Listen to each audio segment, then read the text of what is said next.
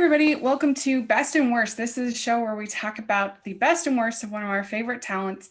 And we hope this gives you a little insight into our longer Hidden Gems podcast that we do every week, where we talk about streaming services and the hidden gems that you can find on those services.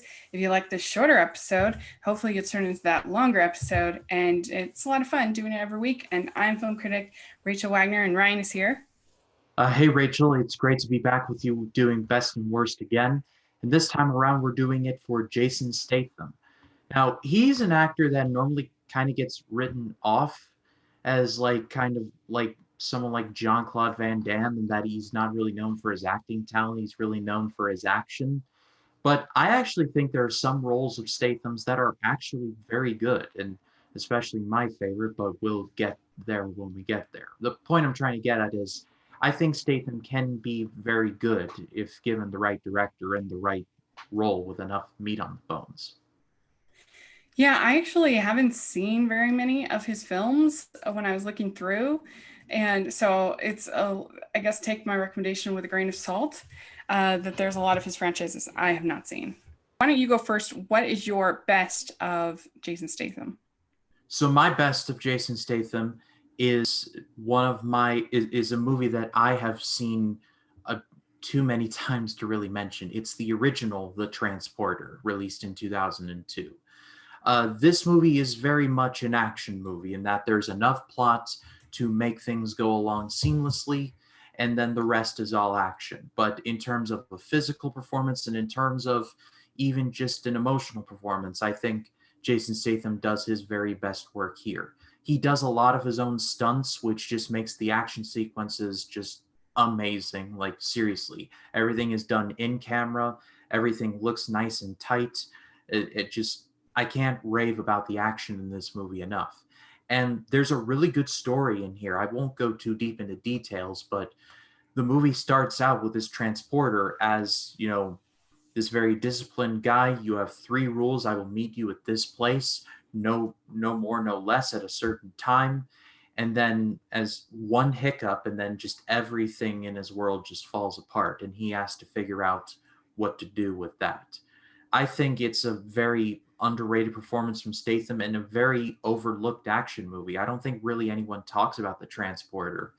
At the sequels, I can definitely see why people wouldn't talk about it, but as far as the first Transporter, I think it's top notch.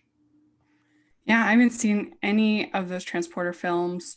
I haven't seen any of his Crank films, any of, I don't know, just those series. I have not seen any of them.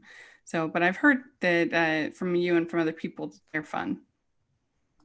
Yeah, it's a lot of fun. And just in general, Statham is just he's like in that camp of guys who are not really known for their acting talent, but you go to see them just beat people up, and he does it Mhm. very well. Yeah. And we forgot to say that the reason why we picked Jason Statham is because there's a new movie coming out. This Wrath of Man. Wrath of Man. Yeah. Yeah.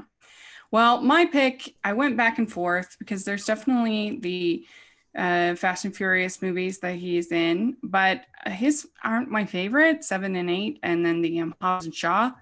They're fine for what they are, I guess, but I don't know. I get kind of almost, they push the silliness. They're getting to push the silliness a little too far. But my favorite with him, I think, is the movie Spy with Melissa McCartney. And it's, if you think, oh, Melissa McCartney is so annoying, she's not that annoying in this one. She's actually funny. And this is directed by Paul Feig and is written by Paul Feig. And again, if you're so stuck on Ghostbusters, you can't move on. He has made some really fun movies and some good movies. So move on. But in this one, she's just like your everyday single 40-year-old woman working a desk job. And she's working at the CIA, and she ends up getting kind of wrapped into this espionage thriller situation, and she has to work with Jason Statham's character, who just, at the beginning, he even quits because he's so annoyed by her. And I think that Jason Statham can do funny very well if he wants.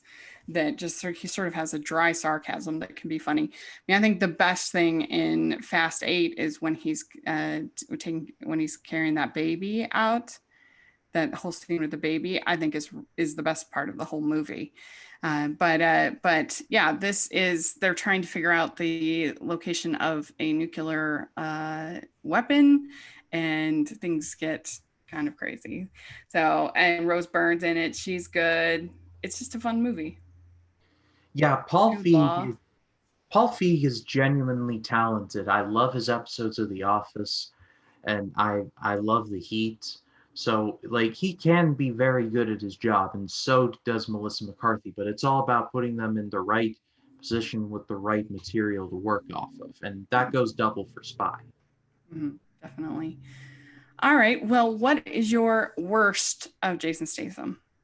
So my worst, and I picked this just because uh, not to be like mean or anything, I have a guilty pleasure side for this movie, but I know he's not really that good in it. It's The Meg.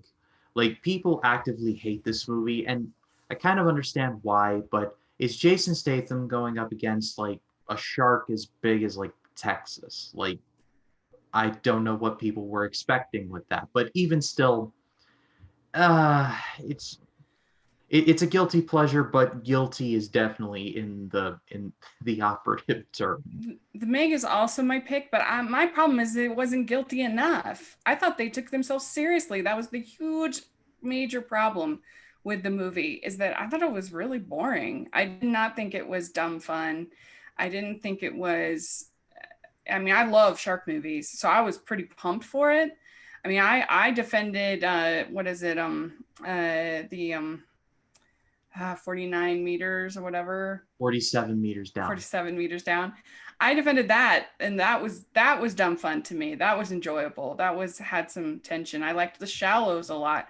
I enjoy a good shark movie, but this was just I thought it was really bland and really boring. And I thought that he took that I was expecting you see in the trailer Jason Statham up against this giant shark. It's going to be super fun. But I just thought they made the killer mistake of taking it seriously. And I'm like, no, that's not what I wanted. So I didn't care for it, despite loving shark movies. Yeah, and it's a shame because this was directed by John Turteltaub, and I tend to like most of the movies he directs, but this one I'm just like, you had the opportunity to make this like dumb fun, and you didn't even make it dumb. You just kind of made it stupid.